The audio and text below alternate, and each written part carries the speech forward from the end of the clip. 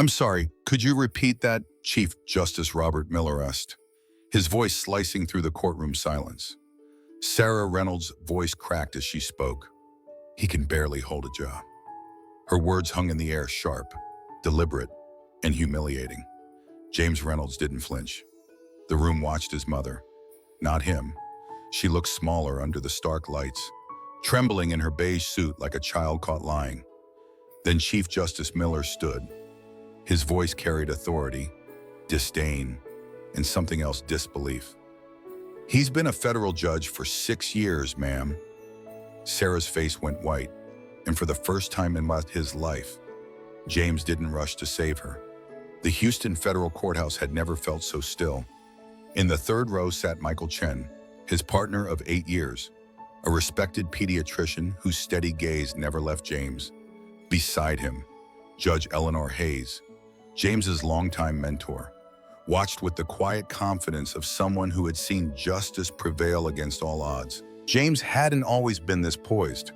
Growing up in Cedar Springs, Texas, he was the son of renowned Judge William Reynolds, a legacy family 3 generations of legal minds. When his father died suddenly when James was 15, Sarah had doubled down on her expectations. The Reynolds name means something in this town, she'd remind him, straightening his tie before school. You'll carry it forward. What Sarah truly meant was her version of forward.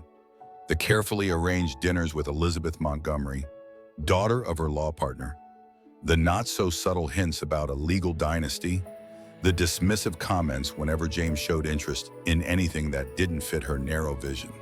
Cedar Springs was a place where tradition mattered more than truth, where the church steeples cast long shadows, and reputations were built over decades but could crumble in seconds.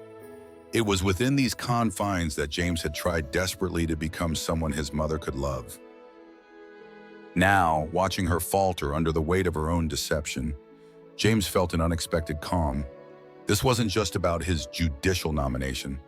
This was about every moment she had chosen control over love, reputation over acceptance. As Sarah struggled to recover, James caught Michael's eye across the room. A small nod passed between them, the silent communication of 2 people who had weathered storms together. Michael's presence reminded James of what was truly at stake, not his mother's approval, but the life they'd built against all odds. The truth is, families aren't always found where we're born. Sometimes they're created in the spaces between heartbreak and healing. Sometimes they're discovered in the people who see us not for who we should be, but for who we truly are. Has someone ever tried to diminish you only to reveal their own limitations? Share your story in the comments. Subscribe to Heart Stories for more powerful journeys of courage, truth, and finding family in unexpected places. James Reynolds was 7 when he first understood that his mother's love came with conditions. While other mothers framed finger paintings and celebrated stick figure drawings, Sarah Reynolds analyzed, criticized, and improved. His father, William, a respected federal judge with kind eyes, would sometimes intervene. "Sarah, he's just a baby," he'd say quietly. But those moments of protection grew rare as William's health declined. Cedar Springs, Texas prided itself on tradition. The Reynolds family was legal royalty. Courthouse portraits of James's grandfather and great-grandfather hung in the main hall. Sarah didn't just want James to continue this legacy. She wanted to expand it through strategic alliance. Elizabeth Montgomery, daughter of Sarah's law partner, represented the perfect merger of legal dynasties. The playmates to soulmates narrative Sarah constructed started before either child could spell precedent. When James was 17, the carefully constructed facade cracked. After months of growing certainty about his sexuality, he finally gathered his courage during Sunday dinner. "Mom, Dad, I'm gay." The silence that followed stretched into infinity. William looked down at his plate, shoulders slumped. Sarah's face transformed from shock to something harder, colder. "This is just confusion," she said firmly. "We'll fix this." What followed was a summer at Righteous Path, a religious conversion tucked away in rural Texas. James returned 3 months later, hollow-eyed and quieter, but unchanged in the way that mattered most. He'd simply learned to hide better. What James didn't know then, couldn't have known, was the secret that fueled Sarah's reaction. During her sophomore year at Baylor University, Sarah had formed an intense relationship with her roommate Christine. Letters hidden in a locked box in Sarah's closet told the story James would discover years later: passionate declarations, plans for a life together, and finally the heartbreak when Sarah chose convention over love. "You're making the safe choice, not the right one," Christine had written in her final letter. "Someday you'll see someone brave enough to live honestly, and you'll recognize what you gave up." After the disastrous dinner, William found James packing. In a rare moment of defiance against his wife, he pressed college application fees into James's hand. "Harvard Law," he whispered. "Apply. I'll handle your mother." It was the last meaningful conversation they would have before William's heart gave out 8 months later. At Harvard, James flourished academically while slowly embracing his identity. When he graduated at the top of his class, Sarah told relatives, "It's just a phase, calm. He'll come home eventually and settle down properly." But James didn't return to Cedar Springs. Instead, he clerked for a progressive federal judge in Boston, where he met Michael Chen at a hospital charity gala. Michael was everything Cedar Springs wasn't: openly gay, confidently Asian American in predominantly white spaces, and unflinchingly kind. Their relationship deepened over late-night conversations about ethics, medicine, and the shared experience of fighting to create identity beyond family expectations. "Your mother's rejection isn't about you," Michael once told James during a particularly difficult holiday season. "It's about the parts of herself she can't face." Those words would prove prophetic in ways neither man could imagine, because buried beneath Sarah Reynolds' perfect facade was a truth that would eventually surface, a truth that would explain, but never excuse, the shadow she had cast across her son's life. We often think shame is something we feel about who we are, when really it's the gap between who we are and who we pretend to be. And nobody knows this better than those forced to hide their hearts to preserve the comfort of others. The nomination letter arrived on heavy cream stationery with the Justice Department's seal. James Reynolds had been selected for the Fifth Circuit Court of Appeals, the very position his father had once dreamed of attaining. The irony wasn't lost on him. William Reynolds had played by every rule, maintained every appearance, and still fallen short. James, who had defied expectations at every turn, was now standing at the threshold his father never crossed. When James called Sarah with the news, her response was tepid. "That's nice, dear," she said, voice flat. "Your father would have been proud." The words should have felt like benediction. Instead, they landed like pebbles tossed across a frozen lake, small impacts with fractures spreading beneath the surface. Michael celebrated the news with a private dinner at their brownstone in Boston's South End. "To Justice Reynolds," he toasted, eyes bright with pride. That night, they allowed themselves to dream of the impact James might have. The first openly gay judge on the Fifth Circuit, a court covering Texas, Louisiana, and Mississippi, would be more than a personal victory. It would be a statement. 3 weeks later, as background checks and preliminary hearings began, James received a call from Judge Eleanor Hayes, his former mentor now sitting on the First Circuit. "Something's happened," she said, voice uncharacteristically tense. "The Judicial Council received an anonymous letter claiming you falsified records and manipulated verdicts." The accusations were absurd, but in the hyper-partisan climate surrounding judicial appointments, even absurdity could derail a nomination. James requested copies of everything, applying the methodical approach that had defined his legal career. When the envelope arrived by courier the next day, he spread the contents across his desk. The anonymous letter was typed, but the envelope had a handwritten return address. James recognized the looping script immediately, the distinctive way the S curved, the slight rightward slant. He'd seen it on birthday cards, school permission slips, and grocery lists his entire life. His mother's handwriting. Disbelief came first, followed by numbing shock. Why would she do this? What could possibly motivate a mother to sabotage her son so thoroughly? Michael found him hours later, still staring at the evidence. "I need to know why," James said quietly. Michael, trained to recognize trauma reactions through his work with children, recognized the dangerous calm in his partner's voice. This wasn't just anger, it was the quiet before a psychological storm. With Michael's support, James began building a case. Security footage from a stationery shop near Cedar Springs showed Sarah purchasing the specific paper used in the letter. Email records subpoenaed through Judge Hayes revealed correspondence between Sarah and several concerned citizens willing to testify against James. Each piece of evidence was meticulously documented, each connection established beyond reasonable doubt. Then came the discovery that shifted everything. While searching his childhood home during a rare weekend when Sarah was away, James found a dusty shoebox hidden behind winter coats in his mother's closet. Inside lay dozens of letters, their paper yellowed with age. "My dearest Sarah," they began, signed simply, "Forever yours, Christine." The letters told a story spanning decades, from passionate declarations of love during college years to heartbroken pleas when Sarah chose marriage over truth.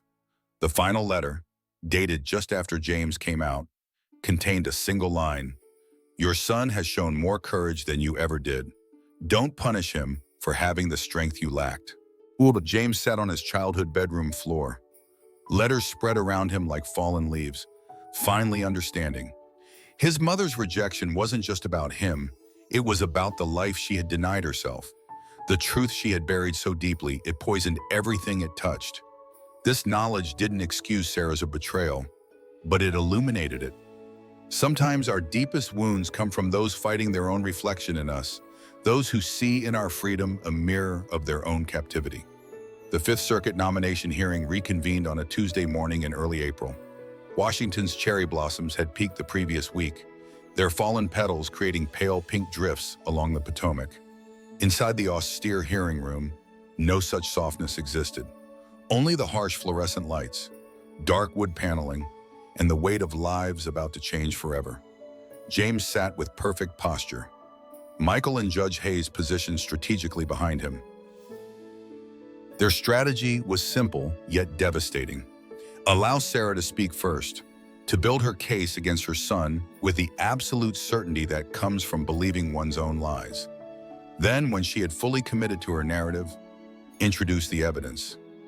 "Mrs. Reynolds, Joe," Chairman Addison began, "you've submitted a concerning statement regarding your son's candidacy. Would you care to elaborate?" Sarah approached the microphone with the practiced confidence of someone accustomed to courtrooms. Her navy suit was impeccable, her silver hair arranged in a conservative bob. She looked every inch the respected attorney and grieving widow of a beloved judge. "This is painful for me," she began, voice deliberately vulnerable. "James is my son, and I want nothing more than his success." She paused, mastering the slight tremble in her delivery. "But there are serious concerns about his stability and judgment. He has always been impulsive, emotional. These are not qualities suited for the federal judiciary." As Sarah continued weaving her narrative, James observed her with clinical detachment. The same voice that had once told him he was just going through a phase was now telling the world he was fundamentally unfit. The same hands that had sent him to conversion therapy were now attempting to dismantle his career. The same mother who should have been his fiercest advocate had become his most determined adversary. When Sarah claimed James could barely hold a job, Chief Justice Miller intervened. His statement, "He's been a federal judge for 6 years, ma'am," wasn't just a correction. It was the first thread pulling loose in Sarah's carefully constructed narrative. James stood, perfectly calm. "Mr. Chairman, with your permission, I'd like to submit evidence regarding the anonymous letter." With the committee's approval, he approached the bench with a thick file. "This evidence conclusively proves that the letter submitted against me was authored by the witness, my mother." Gasps rippled through the chamber. Sarah's face drained of color. James methodically presented the evidence: security footage, handwriting analysis, email trails connecting Sarah to false witnesses. His voice never wavered, never rose in anger. He was no longer a son betrayed, but a judge presenting facts. Then, at Judge Hayes's subtle nod, James introduced the final evidence. Additionally, I believe these provide context for Mrs. Reynolds' actions. He submitted copies of selected letters between Sarah and Christine, not the most intimate passages, but enough to establish the relationship and its connection to Sarah's treatment of James.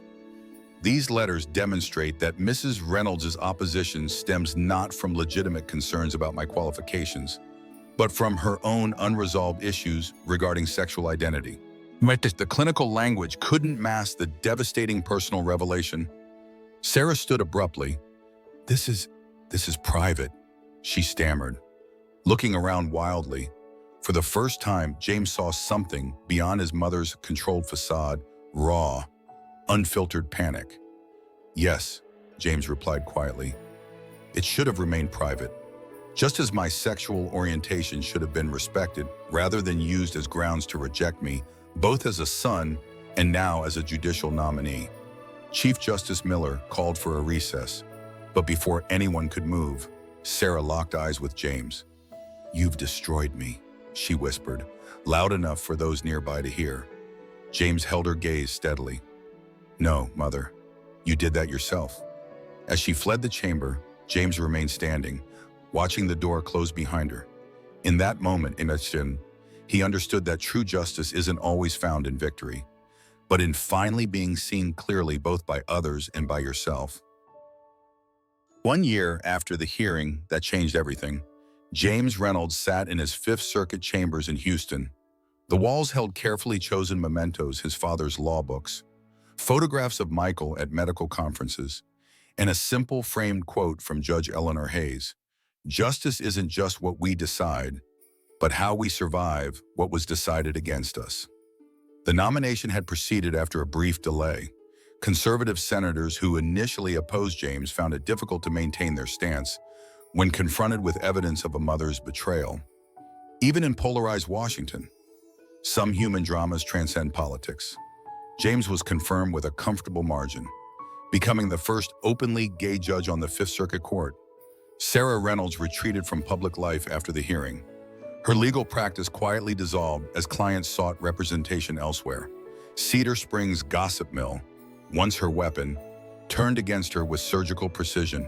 Not because of her past relationship with Christine, most people were surprisingly compassionate about that, but because of what she had done to her son. In a town that prized family loyalty above almost everything, her betrayal was unforgivable. James received dozens of messages from her in the months that followed. They evolved from accusatory, "You had no right to expose me," to desperate, "Please talk to me," to something approaching remorse. "I never meant to hurt you this way." He read each one but responded to none. Some wounds required distance before healing could begin. Meanwhile, James channeled his experiences into meaningful action. With Michael's support, he established the Reynolds Foundation for LGBTQ+ youth, providing legal support and safe housing for young people rejected by their families. The foundation quickly became a lifeline across the conservative South, where coming out often still meant losing everything. On a crisp October evening, James delivered the keynote address at the University of Texas Law School's Symposium on Justice and Identity. His speech explored how personal experience shapes judicial perspective, not as a liability, but as an essential element of empathy in the law. As he concluded to standing applause, he noticed a familiar figure slipping out of the back row. Sarah had aged dramatically in the past year. Her hair had gone completely white, her posture slightly stooped. Before she disappeared through the exit, she placed something on the empty chair beside her, a folded piece of paper. James found it after the crowd dispersed. In Sarah's distinctive handwriting were 5 simple words: "Christine was right about you." That night, James sat on the hotel balcony overlooking Austin's skyline, turning the note over in his hands. Michael joined him, wrapping a cardigan around his shoulders against the autumn chill. "She was at the lecture," James said quietly. Michael nodded. "Are you going to call her?" he asked. James considered the question carefully. "Not yet," he finally answered. "But maybe someday. Some journeys toward justice take longer than others. Some wounds need more than apologies to heal. But watching the city lights below, James understood something profound. His mother's rejection had never defined him. It had simply revealed the strength he always possessed. The next morning, he added Sarah's note to the foundation's growing archive of letters from parents who had rejected their children, alongside messages from those who had found their way back to love. Every story of rejection and reconciliation became a roadmap for others navigating the same painful terrain. Have you ever had to create boundaries with someone who should have protected you? How did you find healing beyond forgiveness? Share your story in the comments below. Subscribe to Heart Stories, where we believe that sometimes the most powerful act of courage is simply allowing yourself to be seen exactly as you are.